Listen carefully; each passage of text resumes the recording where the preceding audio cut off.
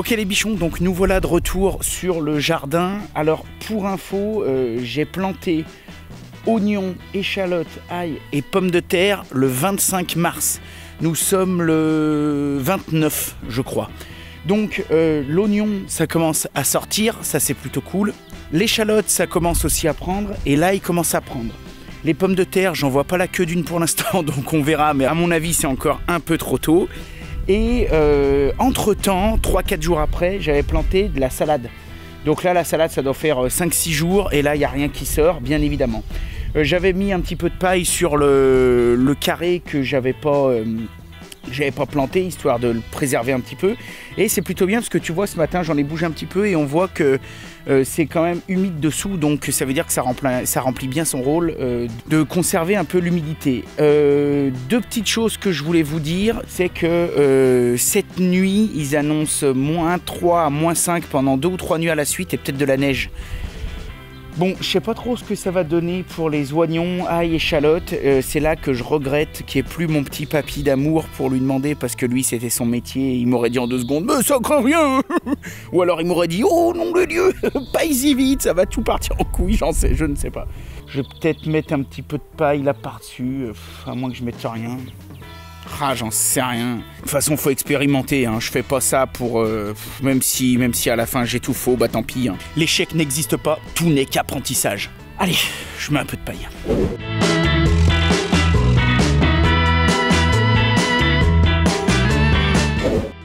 Bon, ça y est les bichons. J'ai paillé, ça vaudra ce que ça vaudra. Je vais me manier de rentrer parce que ma femme vient de se mettre à la fenêtre. Et elle m'a dit, mais tu travailles avec ce pull, normalement c'est pas un pull pour travailler. Donc bien sûr elle a raison, mais vu que moi que je suis qu'un bonhomme qui se lève le matin et qui attrape le premier truc qui a sous le premier truc qui est à côté et qui se barre au boulot, c'est vrai que j'y fais pas assez gaffe. Alors concernant la terrasse et la piscine, je te parle pendant que je suis sur le retour. Eh bien ça n'avance pas pour la simple et bonne raison, c'est qu'il nous manque 2-3 matériaux et vu que les 3/4 des vendeurs de matériaux sont fermés pour le confinement, bah c'est un peu la merde. Alors tu me diras, je pense que je pourrais commencer peut-être un petit peu, mais bon, écoute, on n'est pas à 4 jours près. Hein. Bon les bichons, nous sommes le lendemain, j'espère que tout va bien de ton côté. Alors, la porte a été poncée, ça c'est nickel, et on va déjà y mettre une première couche de peinture. Alors au début je voulais passer déjà la première couche de Rubio. Si la peinture, pour X raison, déborde un petit peu, je veux sur une des deux faces, même tu vas voir qu'on va la protéger, mais au cas où, je veux pouvoir y mettre un petit coup de ponçage et une fois que ça sera fait, la rubioter. Donc en gros, le Rubio, j'ai réfléchi mais je vais le faire à la fin. Donc là, je vais protéger tout le tour de la porte. Ensuite, je vais la retourner. On va la dépoussiérer, tout le bordel. Ensuite, j'ai sorti tout un tas de petits matos de chez Nestpoly là que j'adore, tu le sais maintenant. Donc t'as vu des petits bacs à peinture là, des petits camions, des rouleaux lacqueurs et ce genre de choses là. Ok, que j'adore. J'ai aussi une brosse pouce que j'adore, que je kiffe de ouf. Donc voilà, pour aller tamponner dans les angles et tout. J'ai un petit mélangeur et j'ai un décapsuleur, mais non, parce qu'en fait, ça sert aussi à ouvrir les pots. Tu t'en fous, mais je te le dis quand même. Je te le dis quand même. Merci pour tous vos messages qui m'incitent fortement à arrêter de chanter. J'ai décidé de redoubler d'efforts pour m'améliorer. On va déjà commencer par mettre un primaire d'accrochage. Pour tout ce qui est moulure boiserie, moi j'utilise du Farrow & Ball, je le kiffe de ouf. Parce que ça va servir vraiment à bloquer les tanins, à bloquer le fond, bloquer le support. C'est vraiment un primaire d'accrochage, une sous-couche spéciale bois. Allez, c'est parti.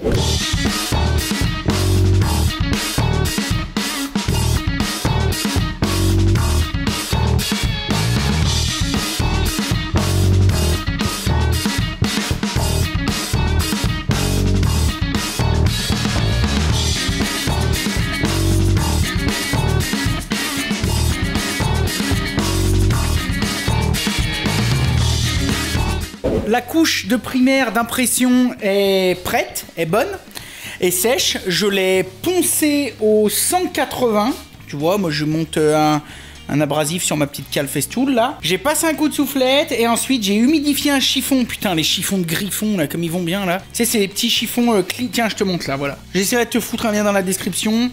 Chiffon absorbant non pelucheux, de la balle, pour tout ce qui est travaux de peinture, de la balle. Donc j'ai humidifié et tu vois après comme un Swiffer, tu sais, j'y passe de partout et bah tu vois ça récupère la poussière, ça récupère tout ce qui reste. C'est très important de faire ça parce que une fois que tu l'as poncé et que tu as mis un coup de soufflette, tu as l'impression qu'il reste plus rien. Mais ici, il en reste encore quand tu repeins. Bah, la peinture, elle vient se coller sur la poussière et non pas sur ta couche d'accroche. Donc, c'est la merde. Donc voilà. Alors là, je me tâte quand même. Alors tu me diras, oui, mais tu te tâtes pourquoi? Alors, je me tâte parce que j'ai la chance, ici, là-haut, d'avoir ce qu'on appelle un pistolet HVLP Wagner, qui est vraiment spécialisé pour les travaux de laquage et de finition, c'est juste une œuvre d'art. Et d'un autre côté, j'ai des super rouleaux de Nespoli et tout, mais jusqu'à présent, j'ai quasiment tout fait au rouleau. Et je me demande si, pour la laquer avec la Horus, la chez Guittet, je me demande si j'y mettrais pas un coup de pétard. Parce que... putain, je m'en suis déjà servi plein de fois, et quand tu vois le résultat, c'est vraiment génial. Bon, ok, j'y fais au pistolet, mais j'y ferai demain. Ok les gars, donc on se retrouve le lendemain. Alors, j'ai tout protégé. Donc tu vois, j'ai mis une bâche par terre. En fait, je fais tout le temps comme ça. J'ai mis une bâche par terre. J'ai protégé aussi mes tréteaux là que j'aime bien avec un petit feutre là. Tu vois ça, je prends ça chez Nespoli aussi. Ça c'est vraiment super génial. J'ai mis du papier craft aux endroits où je pouvais. J'ai remis mes couvertures par-dessus les trucs. Bref, c'est tout prêt. Je protège pas plus parce que mine de rien ça fait pas tant de brouillard que ça. Ça va faire un petit peu la même chose que si on peignait à la bombe de peinture pour que tu te rendes un petit peu compte. Le pistolet, c'est le Wagner FC 9900 plus. Voilà, c'est ça. Donc en gros c'est un HVLP. La différence avec un airless, un HVLP c'est grosse quantité d'air, petite pression. Alors qu'un airless, on va même pas mettre d'air, on va avoir une grosse pression, on va mettre le produit en pression, on va monter entre 140 et 180 bars, en fonction des applications, bien sûr ça peut varier, mais c'est la pression qu'on va mettre en peinture. Alors que là, on va balancer une grosse quantité d'air. Donc avec ce système, cet air, elle est aspirée par les côtés, donc tu vois ici, il y a des filtres. Alors moi je l'ai mis ici, je l'ai monté ici, mais toi tu le mets n'importe où, tu peux le ranger, l'emmener sur les chantiers, tu fais comme tu veux. Donc tu vois, on a un filtre de chaque côté, parce que celui-ci il aspire vraiment beaucoup d'air. Et de toute façon, si un jour il y a un problème de filtre ou quoi que ce soit, tu as ce petit bouton qui s'allume. Ok? Quand tu le mets en route, ça fait un petit peu comme un aspirateur. Et donc ça va balancer une grosse quantité d'air dans ce tuyau. Ok? Donc tu vois ce tuyau là, moi je l'ai rangé comme ça. Donc tu vois, il est assez long, hein. Vraiment, vraiment, vraiment assez long. Ça, c'est pas une option que j'ai rajoutée, c'était avec le pétard quand je l'ai pris.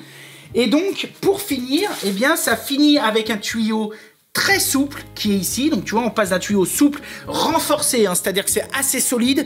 Tu peux marcher dessus même si c'est pas conseillé, mais en tout cas c'est pas quelque chose. On sent que c'est vraiment de la qualité. Là on est dans un produit super professionnel. Hein. On n'est pas du tout dans un petit truc de bricolo. Hein. Et donc là on a deux types de pistolets. Donc ce sont, en fait c'est l'air qui va mettre plus ou moins un petit peu de pression dans le pistolet. Et là ici dans ce cas c'est un godet, ce qu'on appelle la gravité. Donc de toute façon la gravité va faire descendre le produit dans le pistolet. Donc c'est de l'HVLP, donc ça n'a rien à voir vraiment avec l'airless, mais c'est pas ce qui va être recommandé particulièrement pour peindre un mur de chambre, un couloir, etc. Je vous conseillerais pas ça du tout.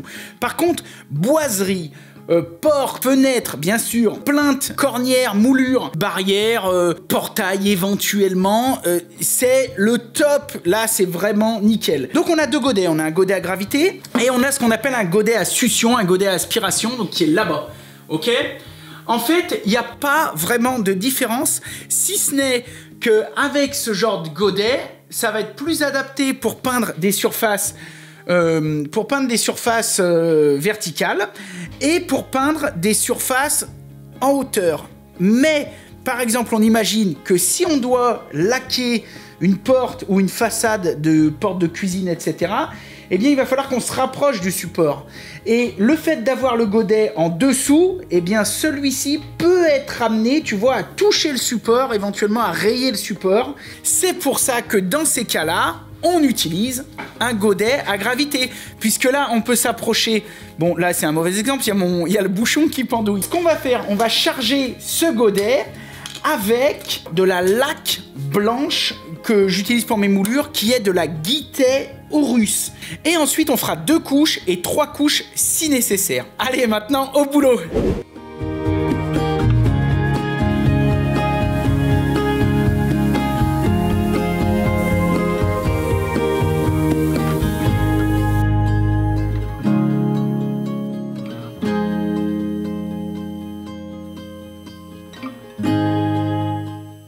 Donc c'est nickel, en sachant que bien évidemment je passerai un petit coup de ponçage très fin, donc 240 minimum.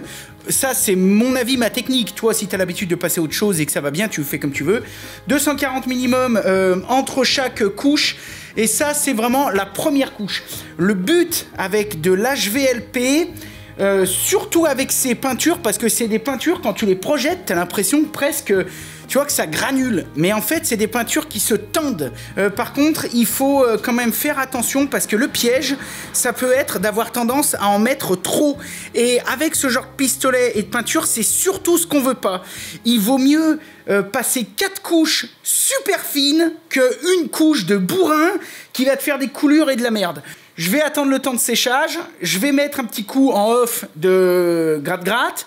Dès que le temps de séchage sera bon, je te filmerai la deuxième couche et je ferai ça, je ferai ces étapes jusqu'à ce que ce soit nickel, le résultat que je veux. Alors par contre, pour tous les menuisiers qui vont me regarder, parce que je sais que j'aurai certainement la question, il risque quand même de m'arriver un problème avec cette porte.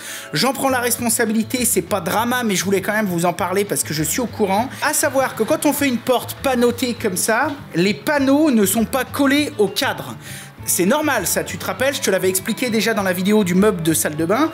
Pourquoi? Parce que si, vu que c'est du vrai bois, c'est quand même toujours un peu vivant, donc ça peut avoir tendance à bouger légèrement, à travailler légèrement. Alors là, l'avantage, c'est que si tu te rappelles bien, j'avais vérifié, j'avais tout testé, l'hygrométrie et tout, je l'ai fait vraiment dans un environnement contrôlé. Donc bon, ça peut quand même avoir une incidence qui se passe, c'est-à-dire que le panneau peut avoir tendance à bouger un peu ou à se resserrer. Tu me diras, c'est pas drama, sauf que s'il bouge un peu et qu'il se resserre, eh bien on va retrouver la couleur du bois et non pas la couleur de la laque blanche. Donc dans mon cas, il faudra que je fasse soit que j'accepte cette situation, ce qui est pas grave, soit que je refasse des petites retouches de blanc. Quand c'est comme ça, souvent on préconise quand même de peindre les panneaux avant de les assembler. Comme ça, même si le panneau bouge et qu'il a tendance à se resserrer ou à bouger, eh bien, toujours, on voit toujours la peinture. Voilà, c'est à savoir, il faut le savoir, maintenant tu le sais. Pour la deuxième phase qui sera au Rubio, ça posera pas de soucis parce que le Rubio, on peut faire des retouches très faciles qui ne se voient pas. Donc voilà, allez, on laisse sécher cette œuvre d'art là, et puis je te reprends pour la suite. Bon, comment ça va les bichons? Ça va, ça roule? Nickel, tout va bien? Bon, super. Résiste, preuve que tu existes. Bref, tout ça pour dire, j'ai laqué la porte ces derniers jours là. Comme tu as vu aussi sur Insta, j'ai fait pas mal de stories et tout. Donc on a passé un primaire Faro & Ball. Lui, 2-3 heures de séchage, c'était bon. Ensuite, première couche de lac Guittet Aurus. On a attendu un jour. Deuxième couche de lac Guittet Aurus. On a attendu un jour. Troisième couche de lac Guittet Aurus. Et à chaque fois, égrenage entre les trucs. Moi, j'ai fait ça au 240 entre les couches. Voilà. Maintenant, je viens juste de retourner la porte, donc elle est laquée, elle est nickel, tu la verras plus tard. Et je vais passer le Rubio. Le Rubio, ça sèche très vite, mais je suis en train de faire des tiroirs. Et donc du coup, pendant que je ferai les allers-retours, ça commencera déjà à sécher. Donc le Rubio, c'est un produit à base d'huile de lin. Je ne vais pas t'en parler pendant 2 heures parce que tu sais, j'avais déjà fait des vidéos exprès dessus et tout. Et ça va très bien, ça protège, c'est vraiment un produit que j'adore. T'imagines bien que si j'avais pas mis ça, et bien de partout, ce serait un peu dégueulasse, tu sais, toutes les couches qu'on a mis de l'autre côté, elles auraient certainement, elles se seraient retrouvées de ce côté. Je vais quand même y mettre un petit coup de gratte-gratte. C'est quand même passé, comme ici par exemple, tu vois. Hein, là, 240, ça va peut-être pas suffire. Bon, je passe tout au gratte-gratte. J'ai quoi là, 180. Je sais pas si ça va suffire non plus. Si.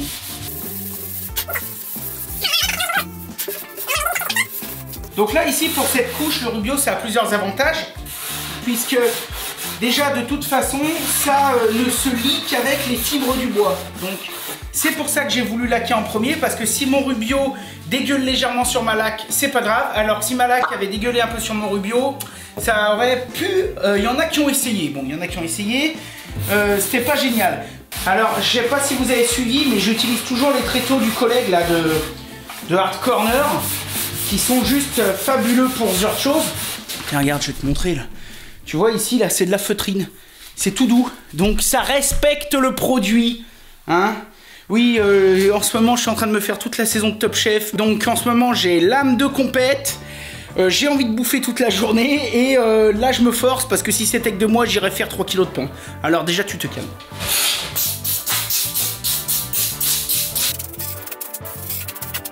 La soufflette, c'est bien, mais j'aime quand même moyen. Faut quand même faire gaffe. S'il y avait un de mes premiers patrons, je me rappelle de lui, qui me voyait faire ça, je me serais pris un coup de pied dans le cul direct. Parce que la soufflette, ça peut t'aider dans certains trucs, mais le problème, c'est que souvent, ça devient une solution de facilité. Alors que c'est qu'une solution alternative, puisque tu n'enlèves pas la poussière, tu la déplaces. On a choisi avec ma femme, plus elle que moi, mais je m'en fous parce que ça correspondait bien à ce que je voulais au départ, à ce que j'hésitais. Couleur mélèze naturelle. Voilà. De toute façon, comme d'hab, je te foutrai des liens dans la description. Et d'ailleurs, les bichons, pour tous ceux qui me demandent souvent par rapport au Rubio, vous savez qu'il y a déjà pas mal de temps, j'avais négocié un code promo en Rubio. Donc faut pas hésiter. Par contre, je crois que c'est à partir de 70 balles d'achat. On va prendre un petit bout de mousse parce que moi, j'adore l'appliquer à la mousse. C'est parti. Alors là, le but, c'est facile. Il n'y a pas besoin de faire la précieuse.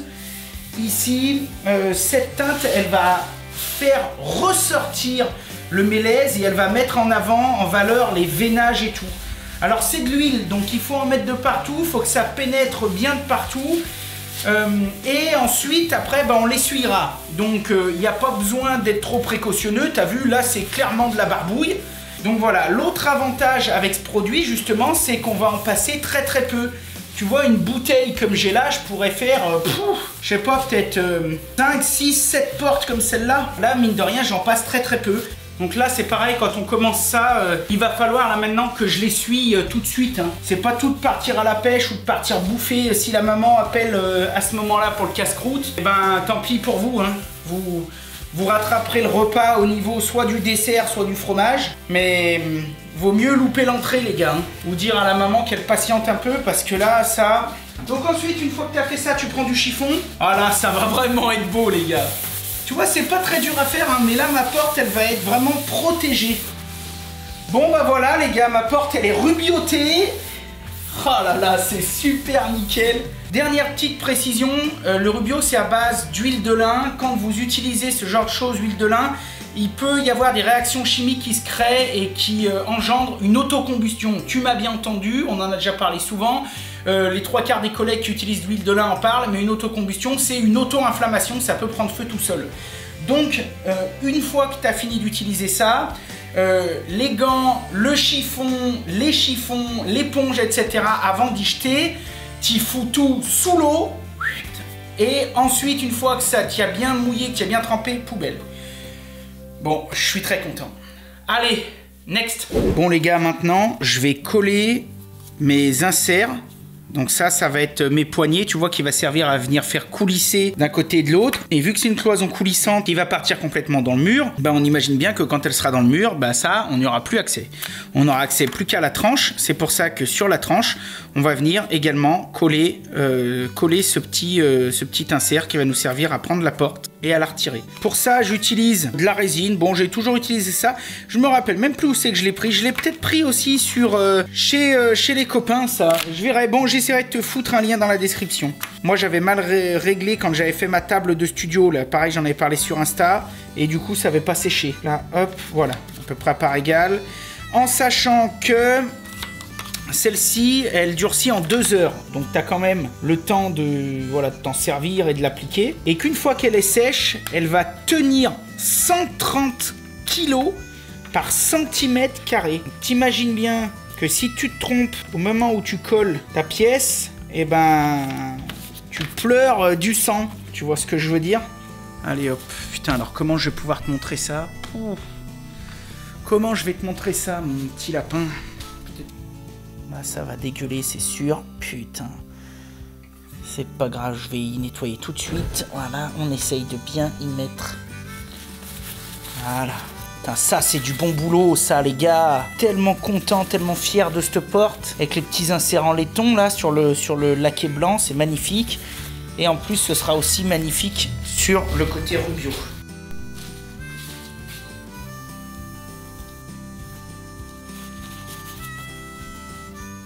Bon, je vais mettre celle de l'autre côté et puis next.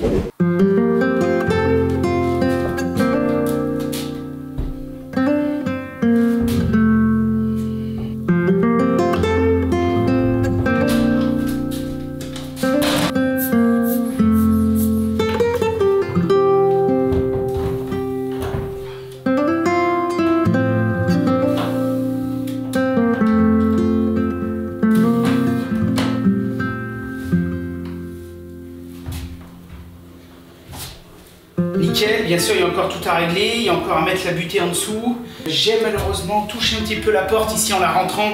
Mais bon, c'est rien, ça se voit pas. Quand on prendra tout là, je ferai une petite retouche. Et je vais ressuyer là le tour là. Tu vois qu'il est un peu sale. Bon, je la sécurise juste et puis faudra que je m'y intéresse un peu plus. Mais bon voilà, les premières images. Ça va être super. Allez, next. Bon les bichons, j'espère que ça roule. Aujourd'hui, on continue la terrasse. On va même démarrer un petit peu les lames. Alors jusqu'à présent, c'est Seb qui s'en est occupé parce que moi, entre les matinales, tout le bordel, et puis tu sais, j'ai fait les placards, la porte et tout, j'avais pas le temps. Donc Seb est là-bas. Ça va mon Seb? Ça va, il fait beau. On les a laissés, mais on les met pas tout de suite parce qu'en fait, on veut attendre de faire nos grandes longueurs là, de chaque côté, pour en gros tirer des cordeaux et aligner ces deux trucs là-bas avec les longueurs. Bon, t'as compris. Je vais juste faire un petit point, te montrer un peu le matos qu'on utilise. Bah tes pré-trous, ils soient tous pile poil pareil. Ça, franchement, c'est de ouf pour faire ça, c'est indispensable.